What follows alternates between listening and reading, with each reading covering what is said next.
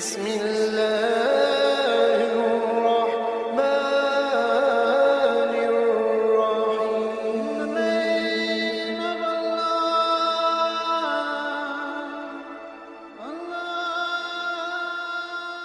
الرحيم. بسم اللہ الرحمن الرحیم.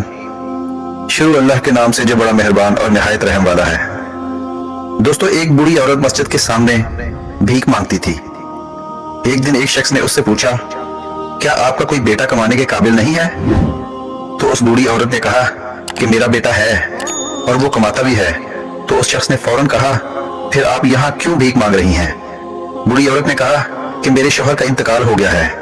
میرا بیٹا نوکری کے لیے بیرون ملک گیا ہے. جاتے ہوئے اخراجات کے لیے مجھے کچھ رقم دے کر گیا تھا، وہ خرچ ہو گئی ہے، اسی وجہ سے میں بھیک مانگ رہی ہوں. اس شخص نے پوچھا، کیا آپ کا بیٹا آپ کو کچھ نہیں بھیجتا؟ بوڑھی عورت نے کہا، میرا بیٹا ہر ماہ رنگا رنگ کاغذ بھیجتا ہے جسے میں گھر میں دیوار پر چپکا کر رکھتی ہوں.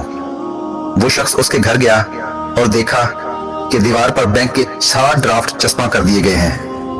ہر ڈرافٹ 50,000 روپے کا تھا. تعلیم یافتہ نہ ہونے کی وجہ سے وہ عورت نہیں جانتی تھی کہ اس کے پاس کتنی دولت ہے. اس شخص نے اسے ڈرافٹ کی اہمیت سمجھا دی تو وہ عورت بہت خوش بھی ہوئی اور حیران بھی ہوئی اور پریشان بھی کہ دولت ہوتے ہوئے بھی وہ بھیک مانگ رہی ہے.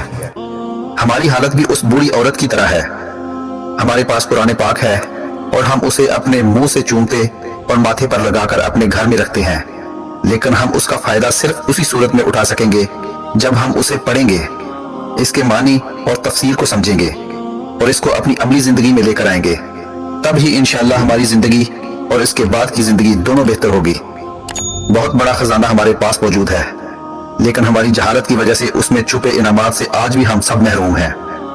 دوستو، اسلام ایک ایسا سچا مذہب ہے جو زندگی کے تمام پہلوؤں کا احاطہ کیے ہوئے ہے.